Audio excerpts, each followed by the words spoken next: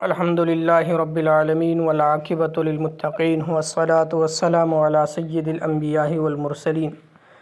ناظرین، آج کا ہمارا موضوع اور ہمارا یہ جو ویڈیو ہے شادی بیاہ کا اسلامی طریقہ، اس حوالے سے ہم ابتدائی چند باتیں آپ سے عرض کریں گے اور اس میں منگنی کا بھی ذکر ہوگا۔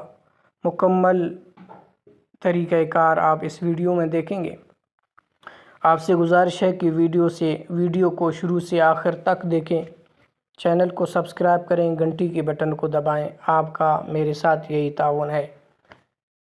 شادی بیاہ کا اسلامی طریقہ ہے کہ ابتدائی چند باتیں یہ ہیں: لڑکی کے لیے لڑکا اور لڑکے کے لیے لڑکی ایسی تلاش کی جائے جو شریف اور دیندار ہو، تاکہ آپس میں محبت رہے۔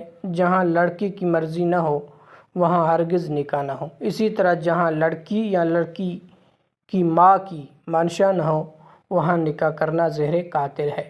ہم نے دیکھا ہے کہ ایسی شادیاں کامیاب نہیں ہوتی، اس لیے شرعاً ضروری ہے لڑکی سے اذن لیتے وقت لڑکے کا نام معو اس کے والد کے اور مہر کے بتایا جائے کہ اے بیٹی، ہم تیرا نکاح فلان کے بیٹے سے کر دیں۔ وہ کہے ہاں، تب نکاح ہوتا ہے۔ یہ اذن لڑکی کی رائے سے معلوم کرنے کے لیے ہی تو ہے۔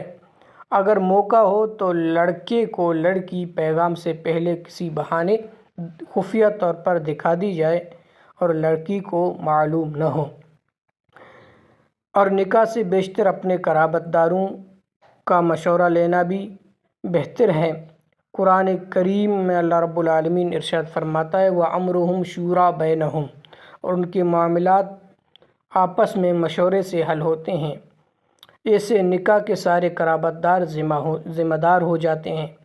اگر دلہن اور دولہا میں نا اتفاقی ہو جائے تو یہ لوگ مل کر اتفاق کی کوشش کرتے ہیں۔ منگنی دراصل نکاح کا وعدہ ہے، اگر یہ نہ بھی ہو جب بھی کوئی حرج نہیں۔ لہٰذا بہتر تو یہ ہے کہ منگنی کی رسم بالکل ختم کر دی جائے۔ اس کی کوئی ضرورت نہیں ہے سوائے نقصان کے، اس سے کوئی فائدہ نہیں۔ غالباً ہم نے یہ رسمیں ہندوؤں سے سیکھی ہیں، کیونکہ سوائے ہندوستان کے اور کہیں یہ رسم نہیں ہوتی، بلکہ عربی یا فارسی زبانوں میں اس کا کوئی نام بھی نہیں۔ اس کے جتنے نام ملتے ہیں سب ہندی زبان کے ہیں، چنانچہ منگنی، سگائی، کڑمائی، ساک، یہ اس کے نام ہیں اور ان میں سے کوئی بھی عربی فارسی نہیں ہے۔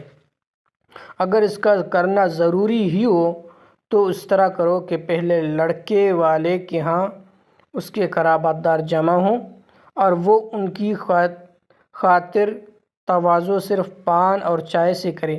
اگر کہیں پان کا رواج نہ ہو جیسے پنجاب، تو وہاں صرف خالی چائے سے جس کے ساتھ کوئی مٹھائی نہ ہو۔ پھر یہ لوگ اٹھ کر لڑکی والے کے ہاں جائیں، وہ بھی ان کی تواضع صرف پان یا خالی چائے سے کریں۔ لڑکی والے اپنے ساتھ دلہن کے لیے ایک سوتی دوپٹہ اور ایک سونے کی نتھ لائیں جو پیش کر دیں۔ دلہن والوں کی طرف سے لڑکے کو ایک سوتی رومال، ایک چاندی کی انگوٹھی، ایک نگینہ والی پیش کر دی جائے جس کا وزن 4.25 ماشا سے زیادہ نہ ہو، کیونکہ مرد کو ریشم اور سونا پہننا حرام ہے۔ لو، یہ منگنی ہو گئی۔ اگر دوسرے شہر سے منگنی کرنے والے آئے ہیں تو ان میں 7 آدمی سے زیادہ نہ آئیں اور دلہن والے مہمانی کے لحاظ سے ان کو کھانا کھلائیں، مگر اس کھانے میں دوسرے محل والوں کی عام دعوت کی کوئی ضرورت نہیں۔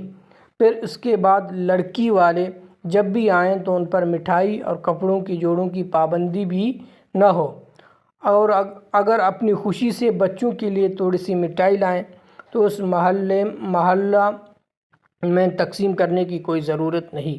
حدیث پاک میں ہے ایک دوسرے کو ہدیہ دو، محبت بڑھے گی، مگر اس ہدیے کو ٹیکس نہ بنا لو کہ وہ بیچارہ اس کے بغیر آ ہی نہ سکے۔